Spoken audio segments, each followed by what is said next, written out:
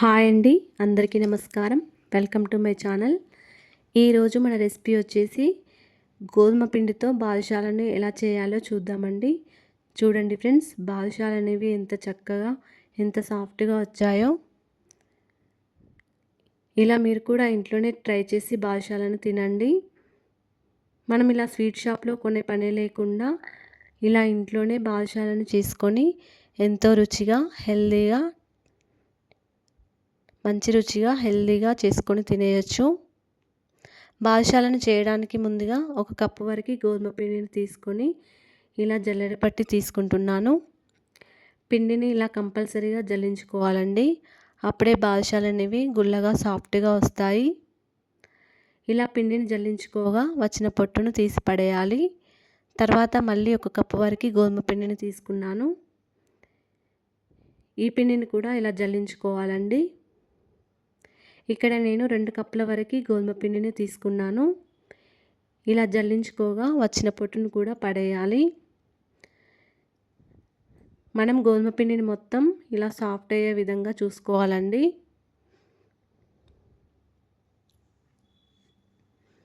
ఇప్పుడు పిండిలో 2 టేబుల్ స్పూన్ల నెయ్యి వేసుకోవాలి. ఇంకొక టేబుల్ స్పూన్ ఎక్కువ వేసుకున్నా పర్లేదండి. బాదుషాలు అనేవి సాఫ్ట్గా వస్తాయి. ఇప్పుడు ఈ నెయ్యి అనేది పిండిలో మొత్తం కలిసే విధంగా పిండి మొత్తం కలుపుకోవాలి. ఇప్పుడు 2 టేబుల్ స్పూన్ల పెరుగు వేసుకోవాలి. పెరుగు అనేది ఫ్రెష్ పెరుగు అయి ఉండాలండి. పుల్లటి పెరుగు అయితే బాదుషాలు పర్ఫెక్ట్గా రావు. చిటికెడంత సాల్ట్ వేసుకోవాలి.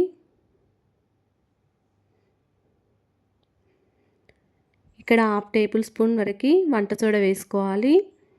1/2 టీ స్పూన్ వంట soda, 1/2 teaspoon baking powder అయినా వేసుకోవచ్చు. నా దగ్గర బేకింగ్ పౌడర్ లేకపోతే 1/2 టీ స్పూన్ వంట సోడా వేసుకున్నాను. మనం చేసే బాదుషాలు లోపలి వరకు మంచి కన్సిస్టెన్సీ రావడానికి 2 టీ స్పూన్ల చక్కెర వేసుకుంటున్నాను. ఇలా చక్కెర వేసిన తర్వాత పిండిని మొత్తం ఒకసారి కలుపుకోవాలి. ఈ విధంగా అన్ని ఇంగ్రీడియంట్స్ వేసిన తర్వాత పిండిని ఒకసారి మొత్తం ఈ విధంగా కలుపుకోవాలి.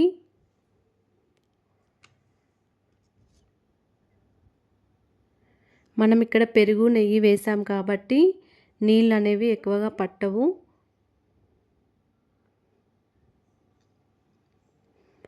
కొద్దిగా వాటర్ వేసుకుంటూ చూసుకుంటూ కలుపుకోవాలండి.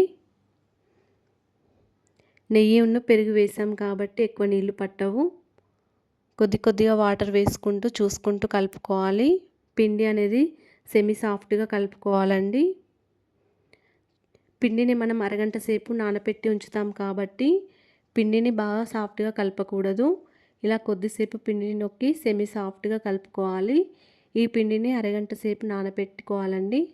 మూత పెట్టి ఇలా పక్కన పెట్టుకోవాలి. చూడండి ఫ్రెండ్స్, ఇప్పుడు 1/2 కప్పు వరకు మనకి వాటర్ సరిపోయాయి పిండిని కలపడానికి. పెరుగు నెయ్యి వేసాం కాబట్టి నీళ్ళు అనేవి తక్కువగా పట్టాయి. పిండిని కలిపిన 30 నిమిషాల తర్వాత మనం పాకాన్ని ప్రిపేర్ చేసుకుందామండి. పాకాన్ని ప్రిపేర్ చేయడానికి ముందుగా ఒక కడాయి పెట్టుకొని అందులో 2 కప్పుల వరకు చక్కెర వేసుకున్నాను.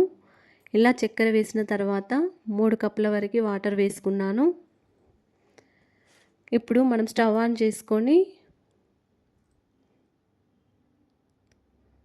చేసుకొని మీడియం టు హై ఫ్లేమ్లో పెట్టుకొని చక్కెర మొత్తం వాటర్లో కలిసే విధంగా కలుపుకోవాలండి. పిండినైతే ఏ విధంగా సాఫ్ట్గా కలుపుకున్నామో ఇప్పుడు బాదుషాలు పర్ఫెక్ట్గా రావడానికి పాకం కూడా పర్ఫెక్ట్గా ఉండాలండి. అప్పుడే బాదుషాలు కూడా పర్ఫెక్ట్గా వస్తాయి. మంచి ఫ్లేవర్ కోసం నేను 2-3 ఇలాచీలను ఈ విధంగా దంచి వేసుకున్నాను పాకంలో.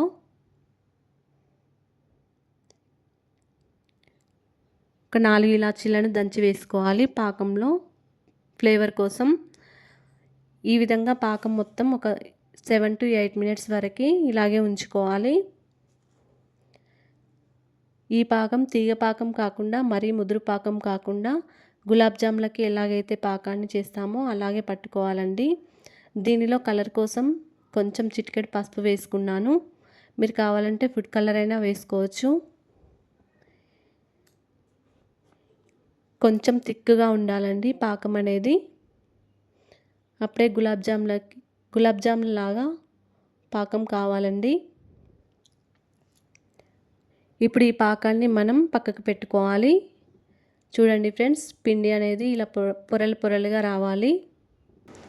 ఇప్పుడు మనం బాదుషాలను ప్రిపేర్ చేసుకుందాం. ఇలా పిండిని నిమ్మకాయ సైజ్ అంతా పిండిని తీసుకొని అరచేతిలో పెట్టుకొని ఈ విధంగా వేలితో నొక్కాలండి.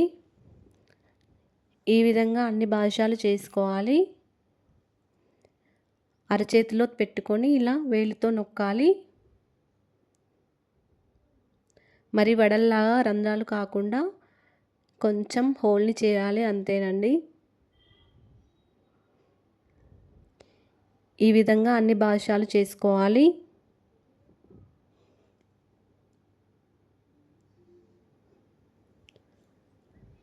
చూడండి ఫ్రెండ్స్, ఈ విధంగా అన్ని బాదుషాలను చేసుకోవాలి.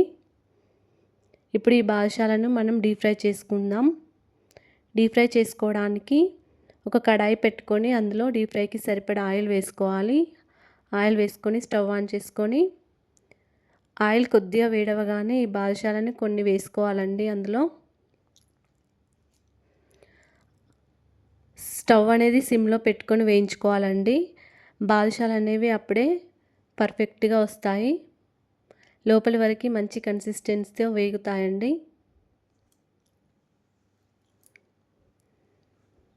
బాదుషాలు పర్ఫెక్ట్గా రావడానికి స్టవ్ని సిమ్లో పెట్టుకొని బాదుషాలను వేయించుకోవాలి. అప్పుడే లోపలి వరకు వేగుతాయండి.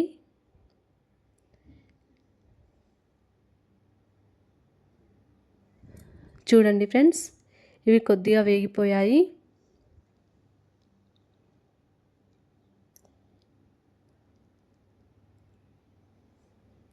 స్టవ్ని సిమ్లో పెట్టుకొని వేయించుకోవాలి.